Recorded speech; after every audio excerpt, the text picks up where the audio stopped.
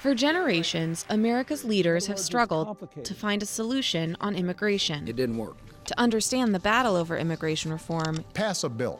You have to go back decades. Future generations of Americans will be thankful for our efforts to humanely regain control of our borders. We must remember that the vast majority of illegal immigrants are decent people who work hard. All Americans, not only in the states most heavily affected, but in every place in this country, are rightly disturbed by the large numbers of illegal aliens entering our country. This has been the ugliest and the most painful issue I've ever dealt with. It's a no-win politically for those of us that have actually been trying to solve it. There are two factors that are often at the center of battles over immigration reform: the enforcement of current laws and how to handle immigrants who are already in the country illegally. It's kind of like the chicken and the egg, which goes first. I think they have to be done concurrently. You have to deal with both issues in a real way, in a serious way, and both sides are going to have to win some, and both sides are going to have to give in quite a bit if we're going to get this done. Myself and a couple of folks came really, really close. When we couldn't get it done, it was one of the most painful days in my legislative career. The most recent attempt to address that chicken and egg problem started with a promise from Senator Barack Obama in 2008. What I can guarantee is that we will have, in the first year, an immigration bill that I strongly support and that I'm promoting.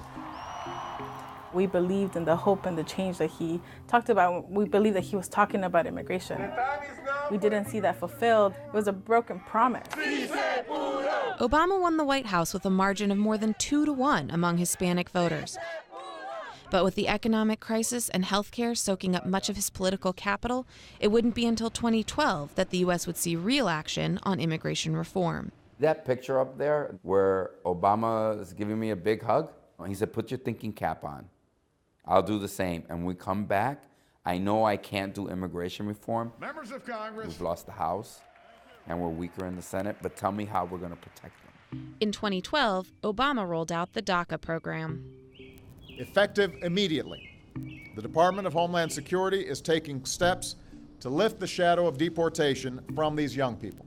Barack Obama took it on himself in 2012 to draw this line in the sand as if he were God, after telling us for 4 years he lacked this kind of constitutional authority. Thank you very much, everybody. Specifically ruled this out, sir, last year.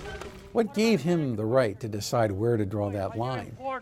That was the end of the Obama administration's ability to actually move anything through Congress. The bipartisan legislation in 2013 fell through, and then everything changed. When Mexico sends its people, they're not sending their best. They're bringing drugs, they're bringing crime, they're rapists, and some, I assume, are good people.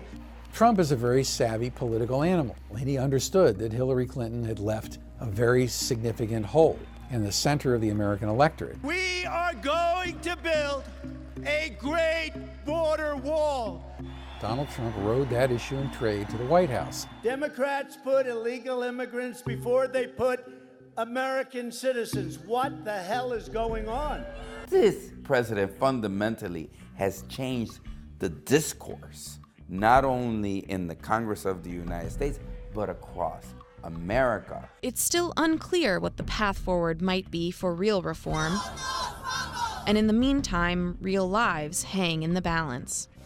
It's always going to be a situation where there are far more people who want to come than the United States could ever possibly accommodate and still deliver basic services and a livable quality of life to the American people. I live every day thinking that this could be my last day in this country. And that both scares me, but it also gives me a reason to keep fighting.